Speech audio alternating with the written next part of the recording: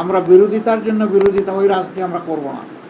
আমরা কোরআনের একটা মূলনীতি আছে, তাওয়ানু আলাল বিররি ওয়াত তাকওয়া ওয়ালা তাওয়ানু আলাল ইসমি ওয়াল উদওয়ান, যে তোমরা ভালো কাজে সহযোগিতা করো, আর কাজটা যদি মন্দ হয়, অকল্যাণকর হয়, তাহলে তোমরা তার বিরোধিতা করো অথবা তোমরা সহযোগিতা থেকে বিরত থাকো। আমাদের মূলনীতি মূলত ওটাই হবে, ভালো কাজে সহযোগিতা থাকবে, মন্দ কাজ যেটা সেটা স্বাভাবিকভাবেই জনগণের অধিকার রক্ষার জন্য আমাদেরকে কথা বলতে হবে। আর আমরা আশা করছি যে বিস্তারিত খুঁটিনাটি বিষয়গুলো আমরা কালকের মধ্যে বা পরশু দিনের মধ্যে হয়তো বা পেয়ে যাব।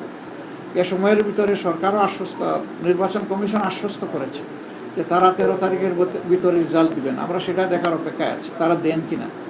যদি দিয়ে থাকেন ভালো, না দিয়ে থাকলে আমরা সঙ্গত সীমা পর্যন্ত অপেক্ষা করব।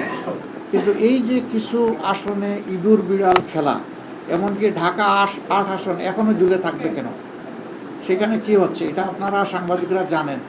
এই বিষয়গুলো কিন্তু সুস্থ ধারার রাজনীতির পরিচয় বহন করে না, এগুলো অসুস্থ ধারার রাজনীতি। তো সেই বিষয়গুলো আমরা বিবেচনায় নিব, জাতিকে আমরা যতটুকু জানানো দরকার মনে করব জানাবো, যাতে ভবিষ্যতে একই মন্দ কাজের চর্চা অথবা ধারাবাহিকতা না থাকে। আপনাদেরকে ধন্যবাদ সবাইকে, কষ্ট করে আপনারা এসেছেন।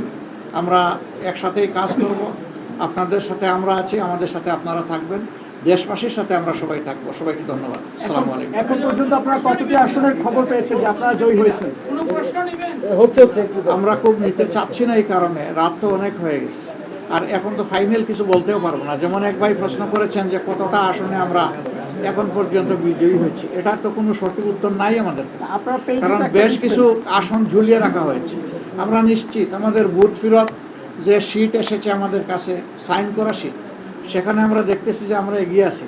কিন্তু এইটা নিয়েও ওখানে লোকালি বিভিন্ন তালবাহানা করা হচ্ছে, বলা হচ্ছে যে পোস্টাল ব্যালট মিলেই একটু দেখতে হবে, আর একটু এই আছে ওই আছে, এই ওইটা কি, এটা আমরা বুঝতে পারছি না। সব জায়গায় লাভ লসের ব্যাপার না, আমরা তো সত্যটা তুলে ধরবো, এবং তখন ওনাদের ফল ঘোষণাই কিন্তু চূড়ান্ত হবে না, তখন আমাদেরকে অন্য দায়িত্ব আমাদের উপর পড়ে যাবে, ওইটা আমাদেরকে করতে হবে। তো আমরা চাই না এটা, আমরা চাই জনগণের রায়ে যেটাই হোক এটা যেন সঠিকভাবে আমাদের সামনে আসে। সংশ্লিষ্ট লেভেলে রিটার্নিং অফিসার যারা ওখানে আমাদের লোকরা বসা আছে, যে আপনি রেজাল্ট দিবেন না কেন, রেজাল্টের শিট আপনার হাতে এসে গেছে, আপনি কেন এটা পেন্ডিং রাখবেন? তো এই জিনিসটাই তো বলছিলাম যে ওই চলতেছে, ওইটা আমরা সমাধান চাই। এটা সমাধানের পরে ইনশাল্লাহ আমরা দেখব। লাইফ তো প্যারা দিবেই, নেবেন না? নির্মজাদার গোলমার্ক পপস, কুরমুরে বাইতে ফুরফুরে লাইফ।